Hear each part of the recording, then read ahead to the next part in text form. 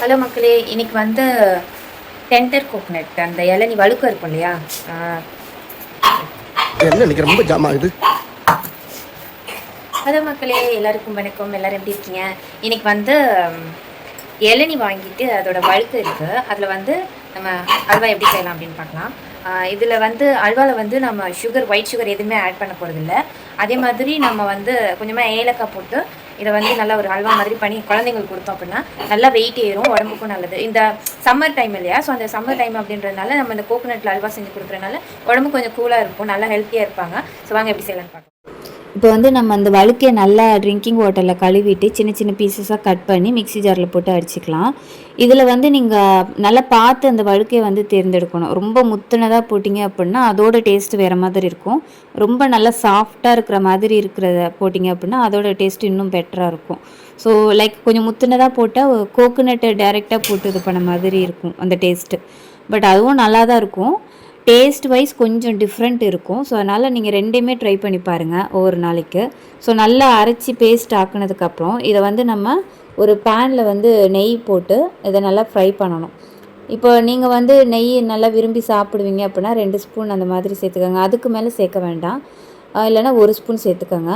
Maximum 1 spoon சேர்த்து first try பண்ணி பாருங்கள். ஏன்னா ரொம்ப திகட்டும் சம்டைம்ஸு. ஸோ ரொம்ப திகட்டுச்சுன்னா கூட குழந்தைங்க சாப்பிட மாட்டாங்க. அதனால் 1 ஸ்பூன் சேர்த்து இதை வந்து நல்லா ஃப்ரை பண்ணிவிடுங்க. அண்ட் இது ஃப்ரை பண்ணதுக்கப்புறம் நம்ம வந்து இதில் பனங்கற்கண்டு இல்லை வந்து வெல்லம், நாட்டு சர்க்கரை இந்த மாதிரி ஆட் பண்ணிக்கலாம். ஒயிட் சுகர் கம்பல்சரி ஆட் பண்ணாதீங்க. ஒயிட் சுகர் ஏன் ஆட் பண்ண வேணாம் அப்படின்னு நான் சொல்கிறேன் அப்படின்னா, ஒயிட் சுகர் வந்து நம்மளோட இம்யூனிட்டி பவரை ரொம்பவே கம்மி பண்ணிவிடும். ஸோ இம்யூனிட்டி பவர் அப்படின்னா என்னென்னா, நம்மளுக்கு ஏதாவது வியாதி வருது, கொஞ்சம் சிக்காகிறோம் அப்படின்னா அந்த மாதிரி டைமில் வந்து இந்த இம்யூனிட்டி பவர் அதிகமாக இருந்தது அப்படின்னா தான் நம்மளுக்கு வந்து இந்த கோல்டு, காஃபு இதெல்லாம் வரும்போது அதை சரி செய்யும் ஆட்டோமேட்டிக்காக. பட் இது நீங்கள் ஒயிட் சுகர் சாப்பிட்றதுனால என்ன ஆகும் அப்படின்னா இன்ஃப்ளமேஷன் அதிகமாகிடும். லைக் அப்படின்னா இப்போ நம்மளுக்கு வியாதி வந்து இப்போ கோல்டு வருது அப்படின்னா அந்த கோல்டு இன்னும் சிவியராக வரும். ஃபீவர், காஃப் இதெல்லாம் வந்து அதிகமாக வர ஆரம்பிக்கும் ஒயிட் சுகர் சேர்க்கறதுனால. அதே மாதிரி டென்டல் ப்ராப்ளம் வரும். சுகர் கூட அதிகமாக வாய்ப்பு இருக்குது. இதில் வந்து நம்ம பனங்கற்கண்டு சேர்க்க போகிறோம். இந்த பனங்கற்கண்டு வந்து இந்த மிக்சியில் நம்ம அடித்தோம் இல்லையா, கோகோனட் கிரைண்ட் பண்ணோம் இல்லையா, அதே மிக்சியில் இந்த பனங்கற்கண்டையும் போட்டு நல்லா பவுடர் பண்ணி கொஞ்சமாக தண்ணி ஊற்றி கலக்கி அந்த இதில் மிக்சர்லேயே நம்ம வந்து போட் பண்ணிடணும். மிக்சியில் அடிச்சிச்சு இந்த பவுடர் வந்து இதில்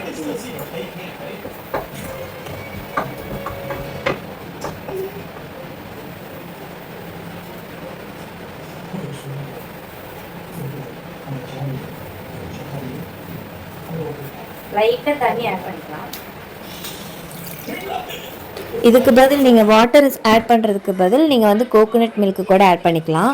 கவு மில்க் ஆட் பண்ண வேண்டாம். கவு மில்க் ஆட் பண்ணாமல் கோகோனட் ஹல்வா செய்யும் போது கோகோனட் மில்க்கே ஆட் பண்ணி செஞ்சீங்க அப்படின்னா அதோட டேஸ்ட்டு டிஃப்ரெண்ட்டாக இருக்கும், நல்லா டேஸ்டியாக இருக்கும்.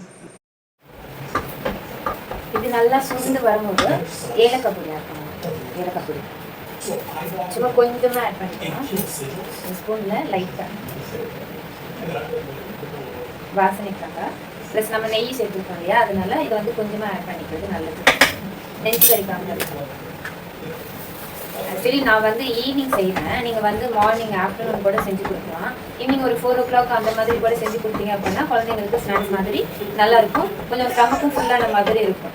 நல்லா ஹெல்த்தியான ஒரு அல்வா. நம்ம வந்து இதில் ஒயிட் சுகர் சேர்த்துக்கலாம். மெயின் விஷயம் அதுதான். நம்ம ஒயிட் சுகர் சேர்த்தோம்னாவே அதுதான் பெஸ்ட்டு வில்லை நம்மளுக்கு கிச்சனில். ஒயிட் சுகர் யாரும் சேர்த்துக்காதீங்க. ஏன்னா ஒயிட் சுகர் சாப்பிட்டா சில பேருக்கு உடனே தெரியாது. பட் நீங்கள் ஒயிட் சுகர் எந்த அளவுக்கு சாப்பிட்றீங்களோ அந்தளவுக்கு உங்களுக்கு வந்து இந்த கோல்டு பிடிக்கிற டைம்லாம் ரொம்ப சஃபர் ஆகிற மாதிரி ஆகிடும். ஸோ அதனால் ஒயிட் சுகர் மேக்ஸிமம் அவாய்ட் பண்ணிடலாம். ஸோ இதில் வந்து நம்ம வெல்லம் சேர்த்துக்கலாம். அதுக்கப்புறம் வந்து பனங்கற்கண்டு சேர்த்துக்கலாம். கருப்பட்டி கூட சேர்த்துக்கலாம். நம்ம என்ன சேர்க்குறோமோ அதுக்கேற்ற மாதிரி கலர் சேஞ்ச் ஆகும். நான் வந்து பனங்கற்கண்டு சேர்த்துக்கிறதுனால கொஞ்சம் அழுக்கு கலரில் இருக்கும். அந்த பனங்கற்கண்டு எப்படி இருக்குமோ அந்த கலரில் இருக்கும். நீங்கள் இதில் வந்து கலர் ஃபுட்டு கூட ஆட் பண்ணிக்கலாம். பட் வந்து குழந்தைங்களுக்கு கொடுக்குறீங்க, ஈவன் நம்மளே சாப்பிட்றதுக்கு கூட கலர் அந்த இதெல்லாம் ஆட் பண்ணாமல் இருக்கிறது நல்லது. ரொம்ப ஹெல்த்தியாக சாப்பிடணும் அப்படின்னா இந்த மாதிரி சாப்பிட்றது ரொம்ப நல்லாயிருக்கும். ஸோ அவ்வளோதான். இந்த மாதிரி ஒரு கன்சிஸ்டன்சி வந்ததுக்கப்புறம் நீங்கள் தாராளமாக இறக்கிடலாம். பவுலில் நம்ம எடுத்துடலாம். ஃபைனலி இதை வந்து ஒரு பவுலில் மாற்றிட்டு நீங்கள் வந்து இதில் நட்ஸ் எல்லாம் வந்து ஆட் பண்ணிக்கலாம். என் பையனுக்கு வந்து நட்ஸ் எல்லாம் போட்டால் சாப்பிட மாட்டான், அதனால் நான் ஆட் பண்ணிக்கல. நீங்கள் ஆட் பண்ணிக்கலாம் எவ்வளோ வேணுமோ. கண்டிப்பாக செஞ்சு பாருங்க, சூப்பர் அல்டிமேட். நீங்களும் இதே மாதிரி ட்ரை பண்ணி பாருங்க.